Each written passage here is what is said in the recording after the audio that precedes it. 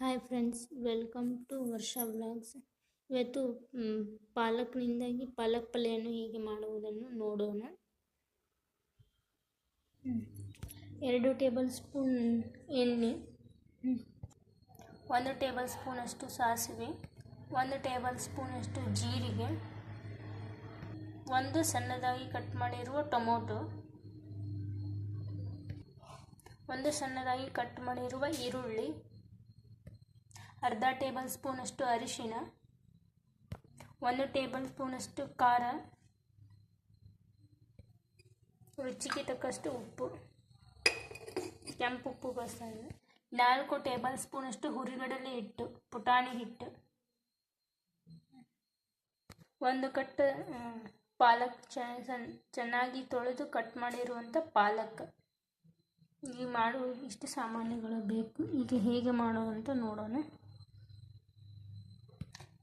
ಸಿಪ್ಪೆ ತೆಗೆದು ಸಣ್ಣದಾಗಿ ಕಟ್ ಮಾಡಿರುವ 1 ಬೆಳ್ಳುಳ್ಳಿ,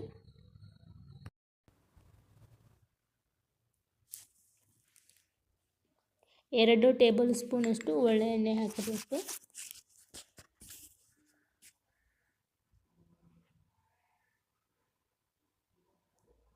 ಎಣ್ಣೆ ಬಿಸಿ ಆದ ನಂತರ ಸಿಪ್ಪೆ ತೆಗೆದಿರುವ ಬೆಳ್ಳುಳ್ಳಿ ಹಾಕಬೇಕು. ಬೆಳ್ಳುಳ್ಳಿ ಸ್ವಲ್ಪ ಕೆಂಪಗಾಗಬೇಕು.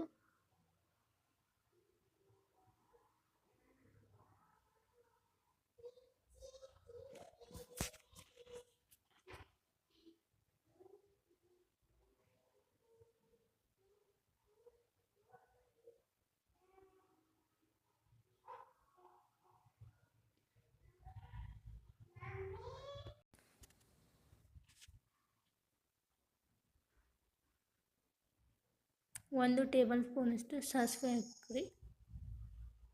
ಸಾಸಿವೆ ಚಟಪಟ ಅಂತ ಸಿಡಿದ ನಂತರ 1 ಟೇಬಲ್ ಸ್ಪೂನ್ ಜೀರಿಗೆ, 1 ಸಣ್ಣದಾಗಿ ಹೆಚ್ಚಿರುವ ಈರುಳ್ಳಿ ಹಾಕಬೇಕು. ಈರುಳ್ಳಿ ಹಾಕಿ ಸರಿಯಾಗಿ ಮಿಕ್ಸ್ ಮಾಡಬೇಕು. ನಂತರ ಅದನ್ನು ಹೊಂಬಣ್ಣ ಬರೋವರೆಗೂ ಬೇಯಿಸ್ಕೋಬೇಕು. ಒಂದು ತಟ್ಟೆಯನ್ನು ಮುಚ್ಚಿ ಬೇಯಿಸ್ಕೋಬೇಕು ಉಳ್ಳಾಗಡ್ಡಿನ.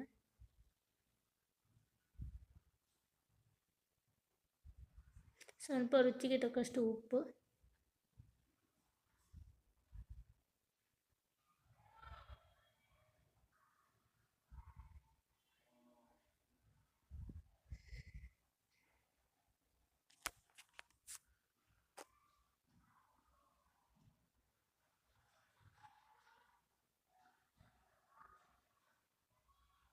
ನಂತರ 1 ಸಣ್ಣದಾಗಿ ಕಟ್ ಮಾಡಿರುವ ಟೊಮೊಟೊನ ಹಾಕಬೇಕು.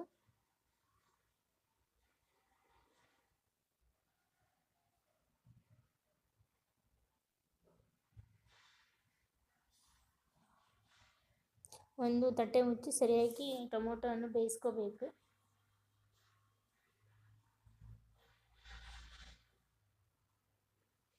ನಂತರ ಇದಕ್ಕೆ ಸ್ವಲ್ಪ ಅರಿಶಿನ ಮತ್ತು ಖಾರ ಹಾಕಬೇಕು.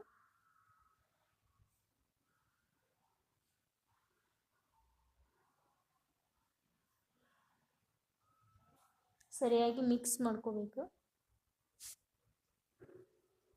ನಂತರ ಸಣ್ಣದಾಗಿ ಕಟ್ ಮಾಡಿರುವ ಪಾಲಕ್ ಸೊಪ್ಪನ್ನು ಹಾಕಿ ಮಿಕ್ಸ್ ಮಾಡ್ಕೋಬೇಕು.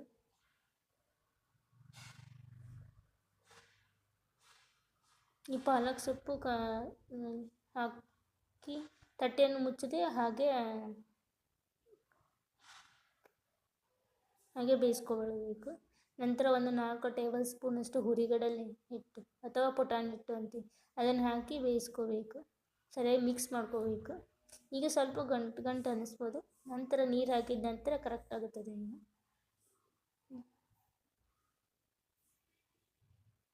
ಈಗ ಟೋಟಲ್ 4 ಟೇಬಲ್ ಸ್ಪೂನಷ್ಟು ಹುರಿಗಡಲೆ ಹಿಟ್ಟು ಹಾಕಿದ್ದೇವೆ.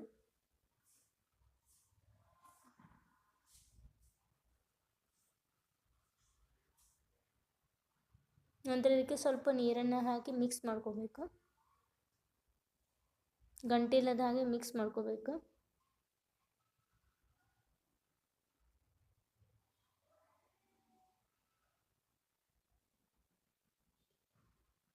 ನೀರು ಹಾಕಿದ ನಂತರ 2-3 ನಿಮಿಷ ಕುದಿಸ್ಕೋಬೇಕು ಸರಿಯಾಗಿ. ಕುದ್ದ ನಂತರ ಪಾಲಕ್ ಪಲ್ಯ ಈಸ್ ರೆಡಿ. ಆರೋಗ್ಯಕ್ಕೆ ತುಂಬ ಒಳ್ಳೆಯದು ಪಾಲಕ್ ಪಲ್ಯ ಮೇಲೆ ಐರನ್ ಅಂಶ ಜಾಸ್ತಿ ಇರುತ್ತದೆ.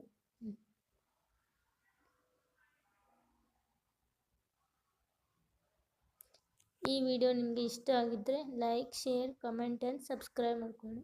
Thank you for watching.